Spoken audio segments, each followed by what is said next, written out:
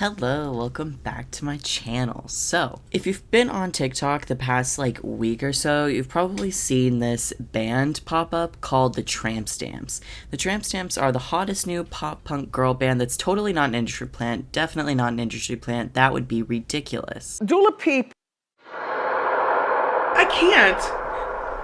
Get out. The band is made up of three girls. There's Marissa Mano, who's like the lead singer, Paige Blue, the drummer, and then Carolyn Baker.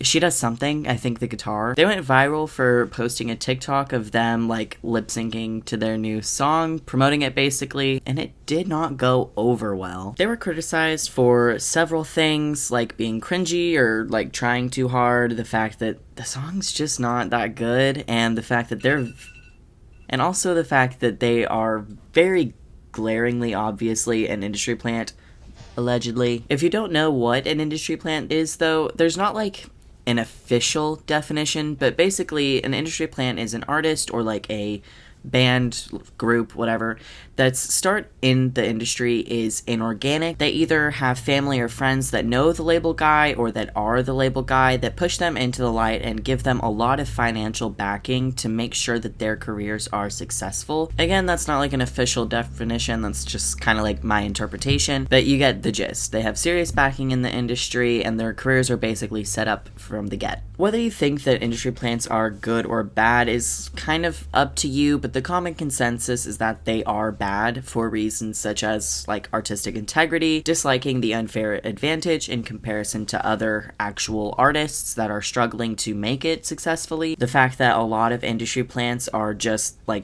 Walmart version of another band. And there's also the flip side of it where the industry plants themselves are being taken advantage of by the label or even abused, and they're trapped in the situation due to either manipulation or just a contract. Industry plants overall just aren't good, even if some of them do make good music.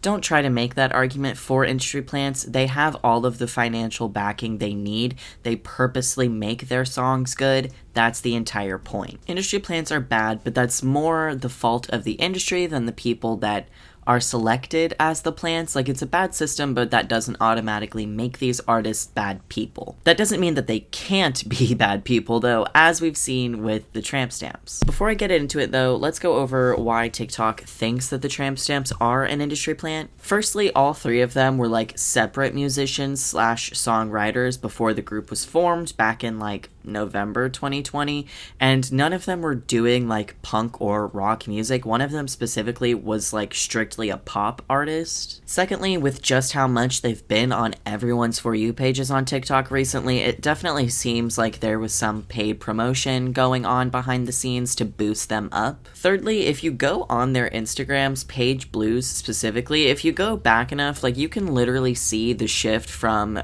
her as herself versus when she was made to take on this punk riot girl persona. Fourthly, they posted a TikTok where it's the audio is a bunch of different snippets of different songs, and it's supposed to be put a finger down if you know the song, and it shows how emo you were or are, and it's been deleted, so I can't show y'all this, but okay. The first song that plays is I Write Sins Not Tragedies by Panic at the Disco. Thankfully, they do all know it. The second song is My Chemical Romance. It's I'm Not Okay. Only one of them knows it. And then the third song is Bring Me to Life by Evanescence. None of them know it. What the fuck were the industry people thinking of when they selected these women? Anyways, the Tramp Stamps messed up in two big ways that led to their downfall before they were even really on the rise. Firstly, they promoted themselves as a punk band, and they marketed themselves to the alt community, which is naturally very good at finding posers or people that aren't genuine. And secondly, they promoted themselves on the most ruthless social media app, the app where if people don't like you, they will dig up literally anything they can on you and basically put you on blast and rip you to shreds just for their own and other people's entertainment. And that's exactly what happened. They were shit on, and dirt was found. For starters, their song I'd Rather Die, which I'll get into in a little bit, is produced by Dr. Luke, who is a known rapist and so that's cool. Oh, what's that? Carolyn from the band is signed to Prescription Songs Publishing House. Oh, what's that? That's owned by Dr. Luke. That's cool. I will say I don't know how involved directly they are with Dr. Luke, and it could be a situation that I mentioned earlier in the video where they're stuck in the contract and they don't want to be associated with him. So just to give them the benefit of the doubt, that is a possibility, and if that's the case, I can't necessarily fault them. But what I can fault them for is racism, rapey undertones, and a weird trivialization of sexuality. Firstly, their singer Marissa is a Trump supporter and a racist. Yeah, there's 2 confirmed instances where she tweeted the N-slur, and there's also this tweet where she heavily implies that she supports Trump. Now let's look at the song I'd Rather Die. A lot of people immediately took issue with the lyrics of the song. Firstly, the chorus where it says they'd rather die than sleep with another straight white guy. People took issue with this because it needlessly brings race into it, and there's also the hypocrisy of Paige Blue being married to a straight white guy. It's also just kind of weird that they bring in like the straight aspect into it, especially considering 2 of the 3 members are straight. But the thing that's most concerning, and the thing that like I really have an issue with, is the implications of sexual coercion and not getting full consent that's talked about in the second verse of the song. It says, "I don't know how you think we're gonna fuck when you can't get it up. I'm sick of hearing it's the alcohol, and when you're finally in the mood, it lasts like 1 or 2 seconds, and then you're done and want a spoon." The most concerning thing there is it's the alcohol line, because it implies that you're trying to have sex with someone when they're under the influence, and you cannot give real consent when you're under the influence. There's also the thing of like degrading how long he lasts in bed.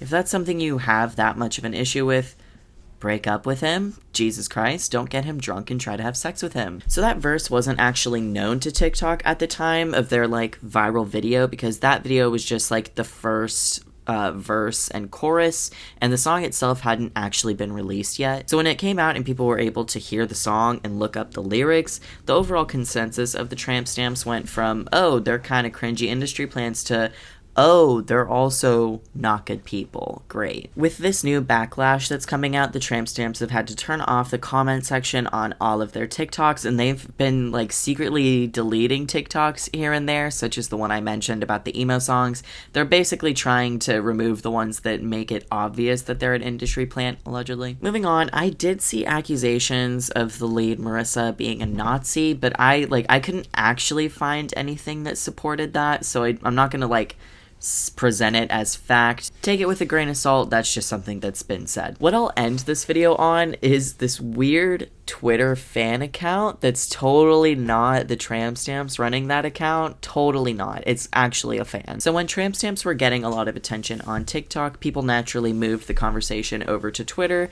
where they found this like stan account for the band. The account is called Tramp Stamps Fan, and which to me, that's an immediate sign that the account is not real, because like, have y'all seen stan Twitter?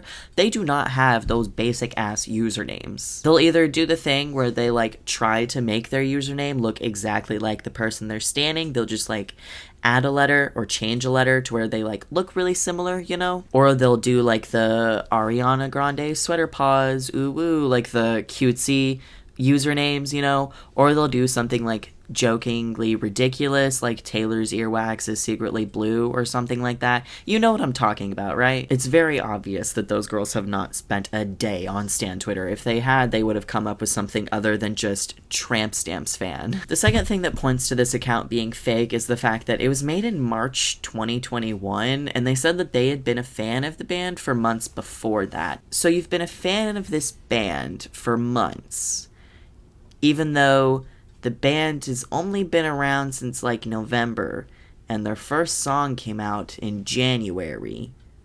Like, technically, yes, that's a few months, but like, do I have to explain how off that sounds? They only have 3 songs. Spoiler alert, this account is run by the Tramp Stamps, or at least like someone in their management, allegedly. But before I explain why, I want to show y'all this post from the account. It says, "So I've decided that it's better for me to use this platform for positivity rather than spread negativity by interacting with harassment and trolls. Here's a fan edit I made, imagining what it would be like if the Tramp Stamps were at Stonewall." And there they are, edited into the corner of this picture from Stonewall. It's weird enough as is to use LGBT oppression as like an aesthetic or something to like views for a fan account, but it's really weird that the band that you've put in Stonewall, which was an event ran by people of color, are being accused of being racist. It's also just weird as fuck for them to do this considering it's the band running the account. Like, can you imagine editing yourself into like a picture of Stonewall or like World War II or something like that? Like, that's just weird. Thirdly, there's this screenshot of someone asking where the band is located, and the fan account responds and says, "We're located in Tennessee." How dumb are y'all? The fan account is claiming that that tweet, like, interaction was photoshopped, but it's literally not. Like, there are multiple screenshots of this interaction taken from multiple different people. There's this one where it shows that the fan account literally deleted the response, but you can still see the person they were talking to reply and go, "Oh, okay." The fan account is also messaging people that talk about the account being run by the band, and they're literally offering people money to take down their tweets. I don't know where the band is gonna go from here, to be honest. Like, even if they somehow move past this and they're able to post anything without getting comments about them being an industry plant or about them being racist, the music is genuinely not good. It's like one exec listened to Paramore and Sleeping with Sirens and like tried to mash them together, but they removed the talent and the actual rock aspects and threw in weird girl boss shit into it. TLDR, being posers isn't punk, being racist isn't punk, not getting consent isn't punk, and being a gaslight gatekeep girl boss is not punk. That was my video. Thank you for watching it. I hope you liked it. I appreciate you being here. Like and subscribe if you aren't already, and hit that bell thing if you want, and also comment for engagement because it helps me out. Thank you so much. I'm gonna go. I don't know what I'm gonna go do, actually. I'm gonna go do something. Okay, bye.